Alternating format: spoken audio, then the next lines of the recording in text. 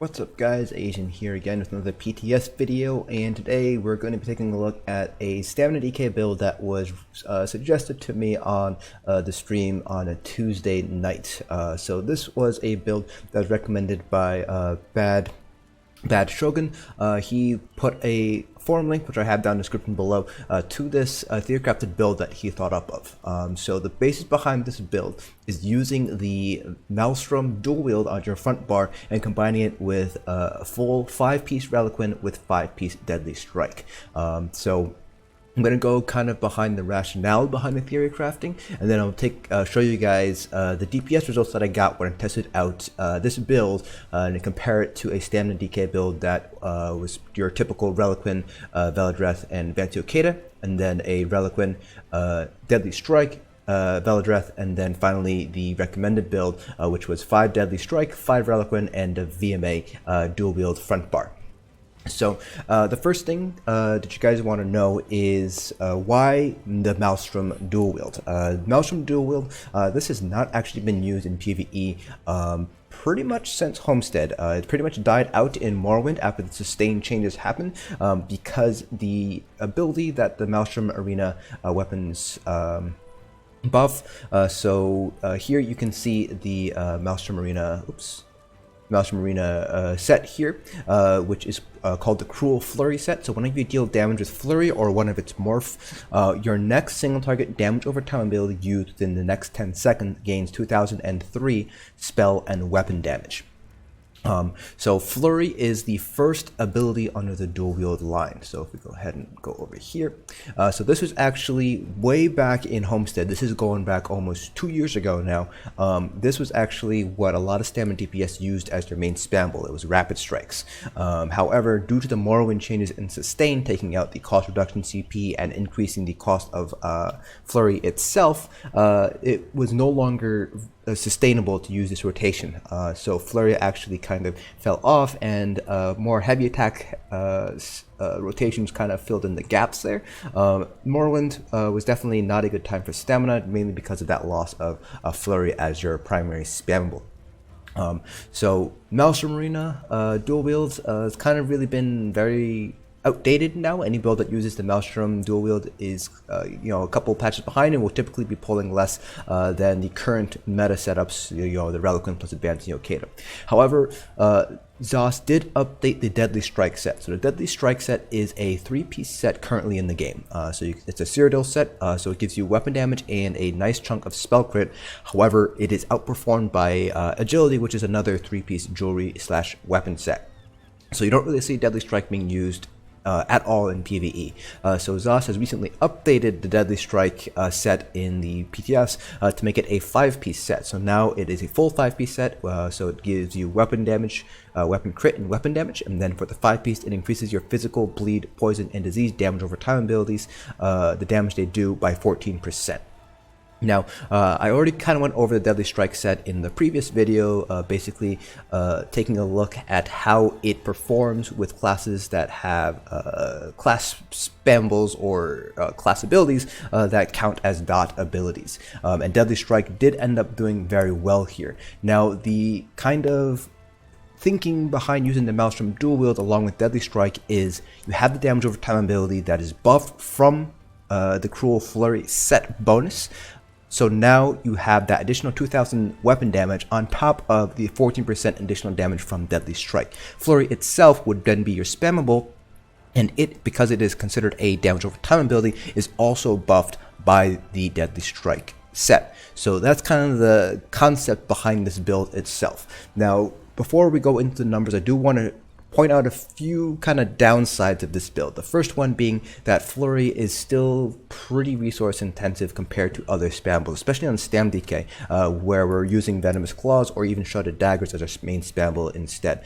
So I did test this out on a Khajiit, which is kind of that happy medium sort of speak between like damage and sustain, and I did manage to fully sustain a full light attack rotation and didn't have to do any heavy attacks, but it was very, very close. I pretty much was within single-digit percentage points of stamina remaining at the end of the parse. So if you are going to be doing this, I would probably recommend doing this on a Redguard Bosmer, or Orc, just for the additional sustain that those three races have over the Khajiit. Probably Redguard or Bosmer are going to be your best options. Orcs, while they do have some little bit of additional sustain, it's pretty much very similar to the Khajiits. So the only thing you'll be getting with the Orc is that additional weapon damage rather than the Khajiit's extra crit. So that's kind of one of the downsides of using Flurry. The other downside is you basically have to completely change your rotation in order to maximize that Cruel Flurry set bonus, because it only buffs your single target damage over time ability used within the next 10 seconds. So you kind of want to prioritize which single target dots you are buffing with the Cruel Flurry set, because remember, when you're on your front bar, you only have a limited number of global cooldowns before your back bar dots need to be reapplied. So on your front bar here, you have Rending Slashes, Venomous Claws, Noxious Breath, and then you have Rapid Strikes, Rearming Trap, and Flawless Dawnbreaker. Now, the abilities on your front bar that will proc off of Cruel Flurry are Rending Slashes, Venomous Claws, Noxious Breath, Rearming Trap. On your back bar, only Poison Injection would be affected by Cruel Flurry. Now, Noxious Breath typically does not do as much DPS as Poison Injection does, and same thing with Rearming Trap. Rearming Trap typically does not do as much damage as Poison Injection. Therefore, you want to maximize your Cruel Flurry set bonus, so you're going to be using Cruel Flurry for Rending Slashes, Venomous Claws, and Poison Injection. So here's what the rotation would look like.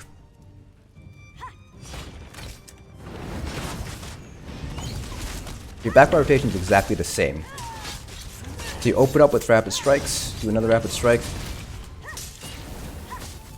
and then you want to end on Rapid Strikes. But you still have that 10 seconds, so you can go through the entire backbar rotation and still have that Poison Injection be affected by the Cruel Flurry set.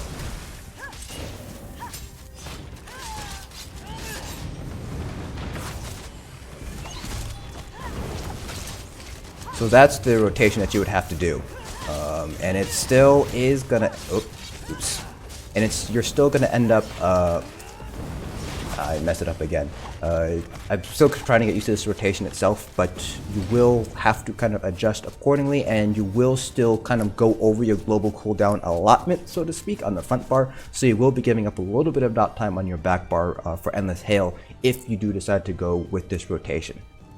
Now, you could obviously just decide to go use your trap on the back bar instead, but that doesn't, you still have a certain global cooldown allotment before your Endless Hail has to be reapplied, so that doesn't really help you at all. So that's kind of the downsides of running this particular setup here. So now that we've kind of got all the caveats out of the way, all the kind of different things out of the way, let's go ahead and look at the numbers themselves. So let's go over. And here we are. So here are the parses that I did. So on this first column you have Advancing Yokeda, second column is Deadly Strike on the front bar, and then Maelstrom is the setup that I just showed you. So in terms of averages, Advancing Yokeda averaged 46.1, Deadly Strike averaged 46.5, about 46.6 if you round up, and then Maelstrom pulled 46.6. So they're all very, very similar to each other. As you can see here, they're all within 1 percentage point of each other. And the Maelstrom is actually doing very respectably when you compare it to Deadly Strike on the front bar and Advancing Yokeda on the front bar.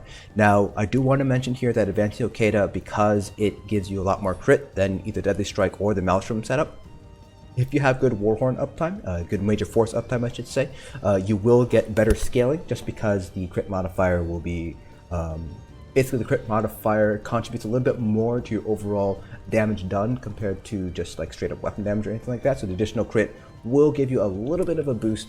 So just if you have good Warhorn uptime, if you have good Major Force uptime, this probably is going to be a wash more or less. Advancing Yokeda might inch out a little bit of head. So that's just something you want to keep in mind there when you're picking which sets you want to run.